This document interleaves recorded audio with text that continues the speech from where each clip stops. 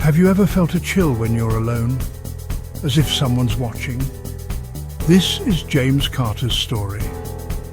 The night was silent, shadows stretching under the street lamps. I felt a cold dread, like something was wrong. I tried to brush it off, but the feeling only grew. James hurried home, keys clenched tight. Then he heard it. A whisper, faint but unmistakable. My heart pounded. I stopped, listening. Nothing. But I knew I wasn't alone. The whisper grew louder, voices tangled together. Then, clear as day, one word, his name. He spun around, no one there. The silence was suffocating. I ran the rest of the way, hands shaking as I locked the door. Safe inside, he tried to calm down. But the feeling of being watched lingered. Even with the curtains drawn, he felt unseen eyes on him. The night was far from over.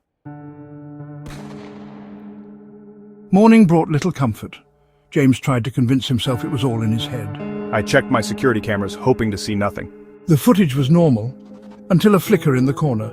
I rewound it. There in the shadows, something moved. A tall, thin silhouette, darker than the darkness, glided across the room, unnatural, inhuman.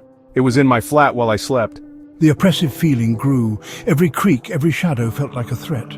I kept checking the cameras, but the fear only got worse. The silence was no longer comforting. It was the silence of a predator.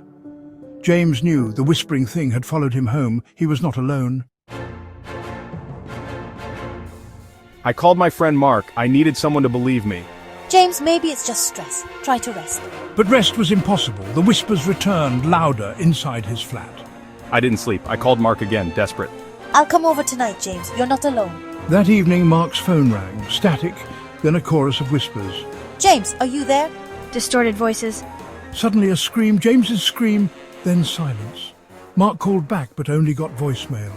He knew with chilling certainty that James's fear was real, and it was happening now. The nightmare had just begun.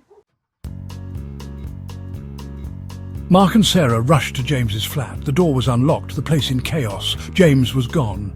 We called the police, but there was no trace. Weeks passed.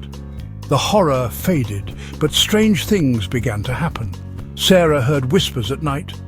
Mark glimpsed a shadowy figure. The feeling of being watched never left us. One night, Mark got a call from his mother, until his landline rang. It was his real mother.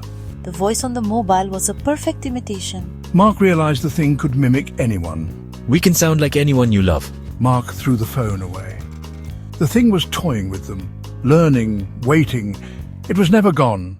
It was just getting closer. Weeks later, police found a video on James's laptop recorded the night he vanished. It's in the house. It whispers. It knows things about me. It sounds like people I love. It tries to trick you. A crash. James flinched, sobbing. It's here. Oh God, it's here. The camera fell. The screen went black. That was the last anyone saw of James Carter. The Whispering Man is still out there. It learns your secrets. It waits for its next victim. So be careful. Now you know the story. You've drawn its attention. Tonight, when you're alone. If you hear a whisper in the dark, don't answer. Don't look. It might be the wind, or it might be the Whispering Man, and it might be calling for you. You have been warned.